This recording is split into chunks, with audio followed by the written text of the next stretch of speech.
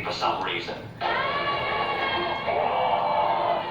This movie was despised by the public. Delgo managed to break box office records in how bad it did, while somehow costing $40 million to make.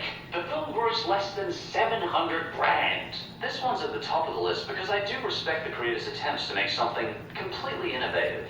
I mean, there was an entire alien ecosystem going on in the background. We just couldn't see it because of the swishy, crap-colored CG. All the creator's intentions were good. It's a shame the film is so awkward, makes no sense, and looks like a swarm of bees. And for number 9, Ratatouille. Remember how thought-provoking, artistic, and beautiful Ratatouille was? Well, imagine if a crazy hobo decided to remake this movie and painted the whole thing with the grime from under his fingernails. That would be brilliant animation compared to Ratatouille. Even the name Ratatouille. It sounds like the creators couldn't actually pronounce Ratatouille and just gave up halfway and put a fart on the end. Ratatouille.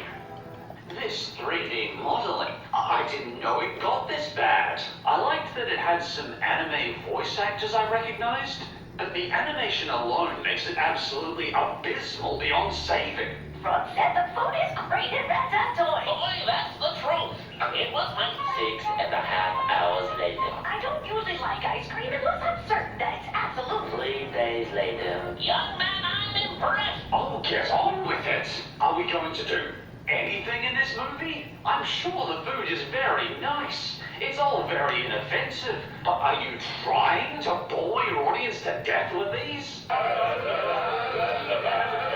What am I even watching? It's a blatant rip-off of Ratatouille that attempted to capitalize on those unfortunate enough to mistake the title for the Pixar masterpiece. The only redeeming factor is that I recognize some of the English anime dub voice actors, who were clearly desperate for work to agree to voice acting this trashy Ratatouille.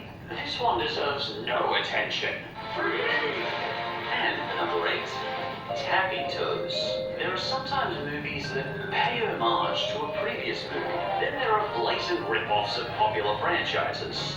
Then there are mockbusters like Tappy Toes. Something that kind of resembles a movie, and that is profitable purely on grandmas who accidentally pick it up, mistaking it for the original movie. In order to capitalize on the well-intentioned grandma, 95% of this movie's budget went into the DVD cover, making it as deceptive as possible. This movie leaves me, well, ambivalent, because I like penguins. I just don't like horrendously average movies attempting to deceive the over 80. It's probably no surprise to anyone that the animation looks like it was done by a first-year animation student, purposely trying to get an F on his next assignment. The voice acting is a mixed bag of poisons and sharp daggers. Throw myself on your mercy! And the story has such slow pacing that I had to take a break every 10 minutes to avoid dying of boredom. There's not much else to say on Tappy Toes. It's basically a shameless, cheap rip-off of Happy Feet that is